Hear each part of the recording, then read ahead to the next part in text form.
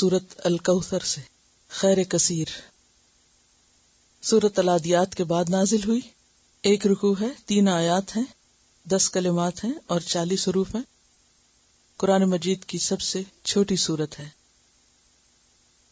بسم اللہ الرحمن الرحیم۔ انا اعطیناک الکوثر، انا بے شک ہم نے، اعطیناک عطا کی ہے آپ کو، یعنی محمد صلی اللہ علیہ وسلم کو، الکوثر کوثر۔ انا کا لفظ جمع کا صیغہ ہے اور عظمت شان پر دلالت کر رہا ہے کہ جس ہستی نے رسول اللہ صلی اللہ علیہ وسلم کو خیر کثیر عطا کی وہ خود بہت عظیم ہے۔ اور آتینا سے فرق ہوتا ہے۔ آتینا کا مطلب ہی دینا ہوتا ہے، الف اور تے یہ کے ساتھ، لیکن آتینا سے خاص ہے۔ عطا کا معنی ہوتا ہے بخشش، اور ایسی بخشش جو کسی کی ملکیت بھی ہو۔ اور کیا عطا کیا؟ الکوثر کوثر۔ کوثر کا لفظ کاثر سے کثرت کا معنی دیتا ہے۔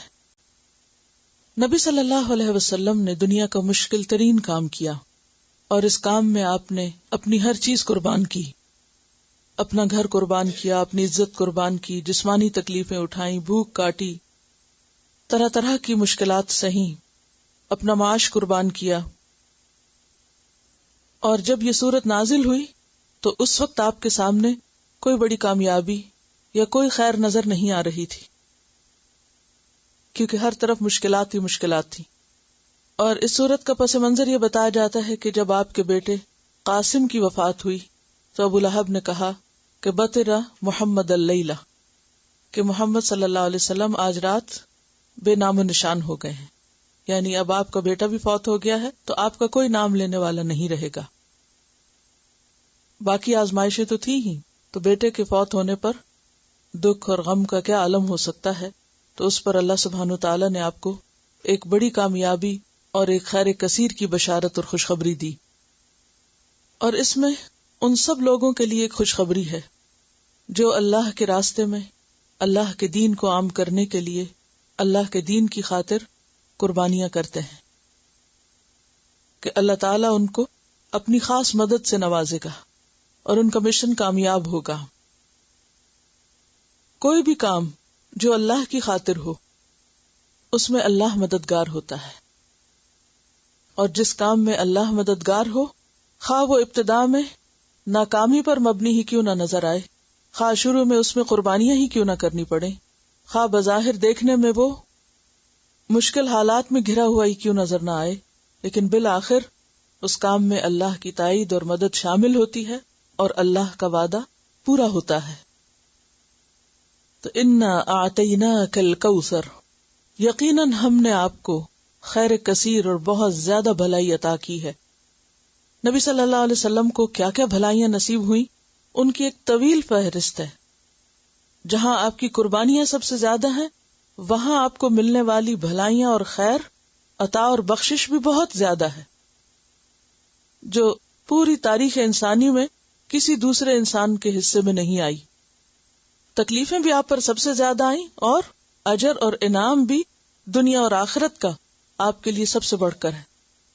اس میں بھی ہمارے لیے ایک سبق ہے، اور وہ یہ کہ جب انسان اللہ کے لیے کوئی تکلیف اٹھاتا ہے تو وہ تکلیف جتنی بڑی ہوتی ہے اس کا اجر اور ثواب بھی اتنا ہی بڑا ہوتا ہے۔ نبی صلی اللہ علیہ وسلم کو اللہ نے کیا کچھ عطا کیا، اس میں ہم دیکھتے ہیں کہ سب سے پہلے نبوت، اور پھر آپ خاتم النبیین تھے۔ پھر اسی طرح آپ کو قرآن مجید عطا کیا گیا جو کہ خیر و بھلائی کا مجموعہ ہے، جو آپ کا ایک معجزہ بھی تھا اور رہتی دنیا تک باقی رہے گا۔ پھر اسی طرح آپ کو عمل صالح کی جو توفیق اللہ نے دی، آپ کا ذکر خیر بلند کیا، وَرَفَعْنَا لَكَ ذِكْرَكَ۔ پھر اسی طرح ایک حدیث میں آتا ہے کہ آپ نے فرمایا کہ مجھے وہ 5 چیزیں دی گئیں جو مجھ سے پہلے کسی اور کو نہیں دی گئیں۔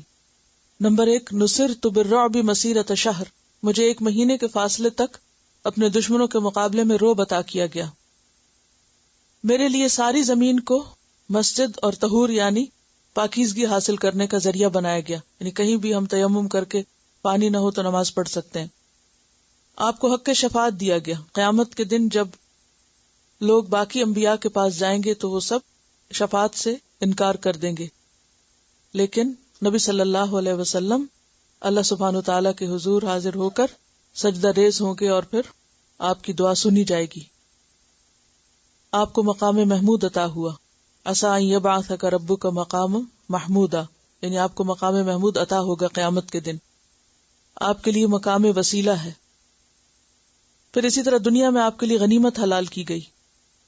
اور پھر آپ صلی اللہ علیہ وسلم جیسے کہ سورۃ الضحیٰ میں بھی آتا ہے والضحیٰ واللیل اذا سجا ما ودعک ربک وما قلی وللآخرۃ خیر لک من الاولی. تو دنیا کا بھی آخری حصہ اور آخرت بھی پہلے حصے سے، یعنی جس دور میں یہ سورت نازل ہوئی اور جو مشکلات تھیں ان میں خوشخبری سنائی جا رہی ہے کہ اگلا دور زیادہ بہتر ہوگا. اور پھر خاص طور پر جو ان بھلائیوں میں ایک خاص بھلائی ہے کہ جو جنت کی ایک نہر آپ کو نصیب ہوئی یا جس کی خوشخبری دی گئی، الکوثر.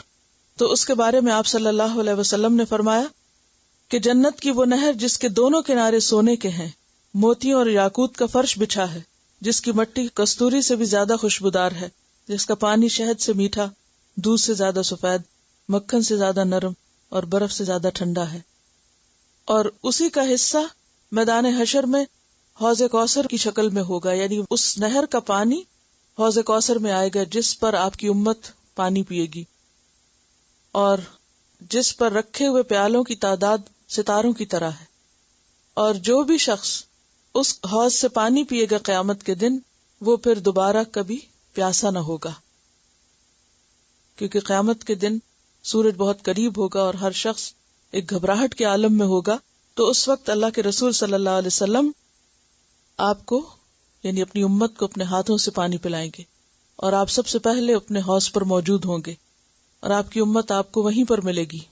لیکن وہ لوگ آپ سے دور کر دیے جائیں گے جنہوں نے آپ کے بعد دین میں نئی نئی باتیں ایجاد کی، اور وہ لوگ بھی اسی طرح جو آپ سے اور آپ کے دین سے بغض رکھتے ہیں، یعنی وہ تمام لوگ جو آپ سے نفرت کرتے ہوں یا آپ کے دین سے نفرت کرتے ہوں یا اس سے کسی قسم کا بغض رکھتے ہوں، ان کو اس حوض پر وارد نہیں ہونے دیا جائے گا یا وہ اس حوض سے پانی نہ پی سکیں گے.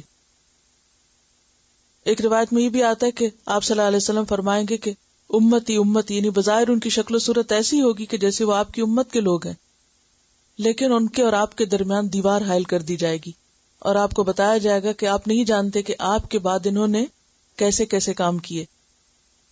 یعنی آپ کی دین کی پیروی نہیں کی بلکہ اس میں نئے نئے راستے نکال لیے، اپنی مرضی کا دین بنا لیا دین اسلام کے نام پر. تو اس پر آپ صلی اللہ علیہ وسلم ان کو اپنے سے دور کر دیں گے. تو انا آتیناک الکوثر، بے شک ہم نے آپ کو خیر کثیر عطا کی. فصلی لربک وانحر، فصلی لربک، پس نماز پڑھیے اپنے رب کے لیے، وانحر اور قربانی کیجیے. اس میں تمام نمازوں کا ذکر ہے، لیکن وہ نماز خاص طور پر شامل ہے جس کے ساتھ قربانی بھی ہے. اور وہ کون سی نماز ہے؟ جی ہاں، عید الاضحیٰ کی نماز. لیکن اس کے علاوہ تمام نمازیں، جمعے کی نماز، تہجد کی نماز، ان سب کی طرف اشارہ ہے. اور پھر اس خاص نماز کی طرف بھی کہ جو شکرانے کی نماز تھی. جب آپ صلی اللہ علیہ وسلم نے مکہ فتح کیا تو اس موقع پر آپ نے 8 رکعتیں ادا کی بطور شکرانہ. تو بات یہ ہے کہ جب اللہ تعالیٰ کسی کو کوئی نعمت عطا کرے تو اس کا فرض بنتا ہے کہ وہ رب کا شکر ادا کرے. اور رب کا شکر ادا کرنے کی بہترین شکل کیا ہے؟ نماز. فصلی لربک، اور نماز بھی کیسی؟ دکھاوے کی نہیں جیسے سورۃ الماعون میں آیا یراؤن الناس، بلکہ اس کے برعکس فصلی لربک، خالصتاً اپنے رب کے لیے. ونحر، اور قربانی کرو. نحر اونٹ کی قربانی کو کہتے ہیں.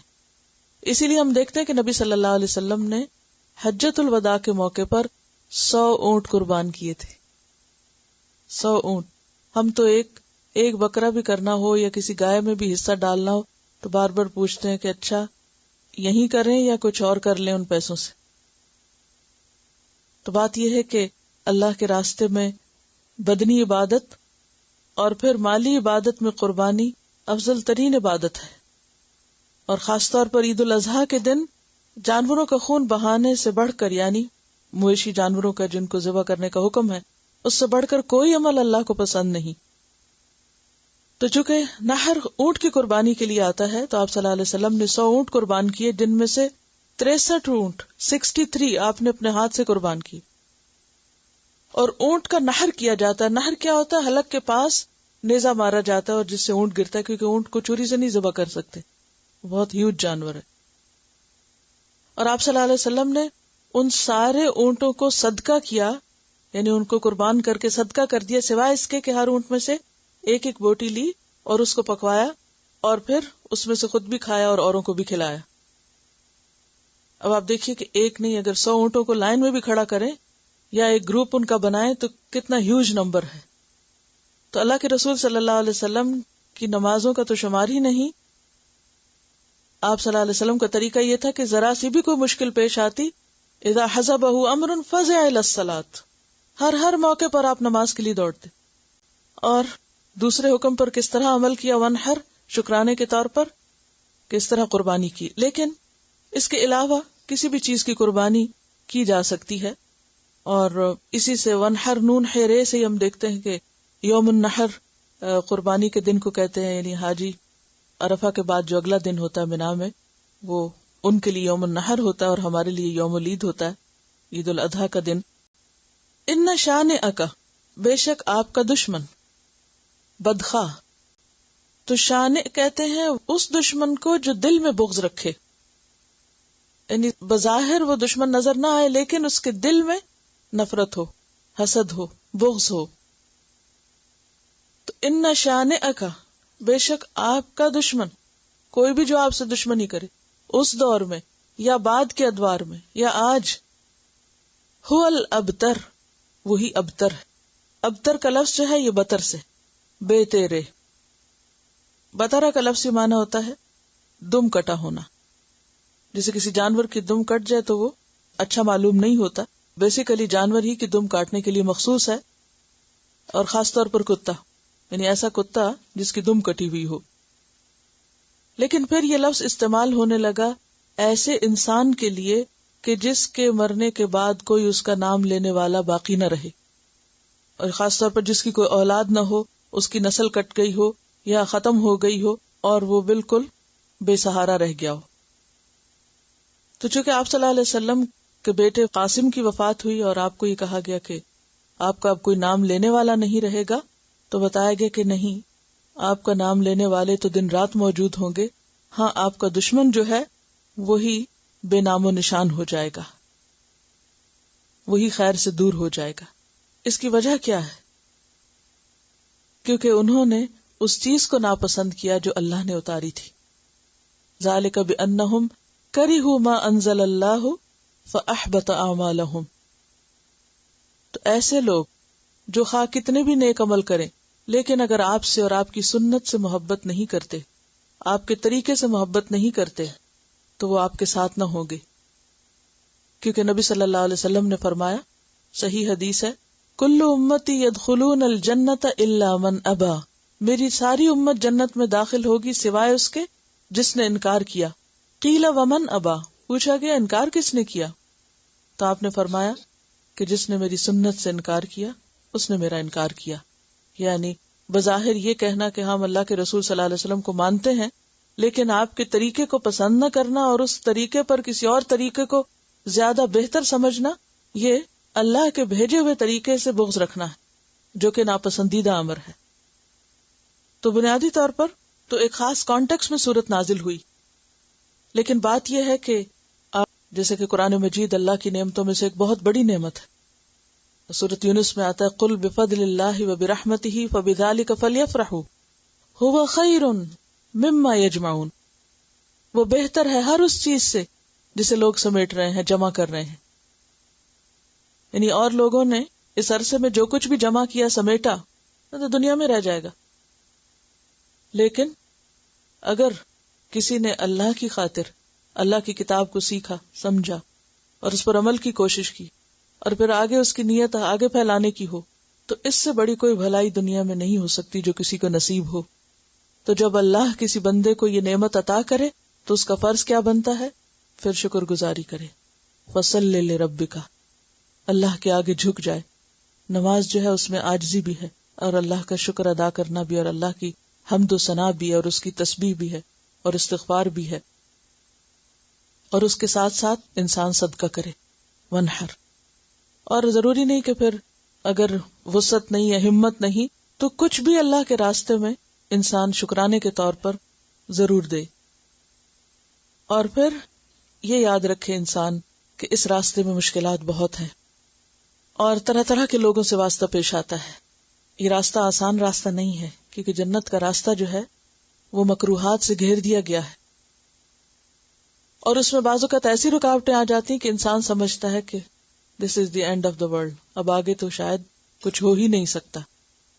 لیکن انسان ہمیشہ اللہ کے بھروسے پر یقین رکھے کہ جس رب نے قرآن پڑھنے کی توفیق دے دی، وہی رب اس پر عمل کی توفیق بھی دے گا، اور وہی رب اس کو آگے پہنچانے کی توفیق بھی دے گا. تو یہ سورت جہاں ایک طرف خوشخبری دینے والی ہے، وہاں دوسری طرف ایک بہت زبردست امید کا پیغام بھی دیتی ہے، انسان کو پر امید بناتی ہے کہ دین اللہ کا ہے، اور جو شخص بھی دین سے ٹکرائے اور دین کی وجہ سے کسی سے ٹکرائے وہ اپنا ہی نقصان کرتا ہے. اللہ کا دین ہمیشہ غالب ہو کر رہتا ہے.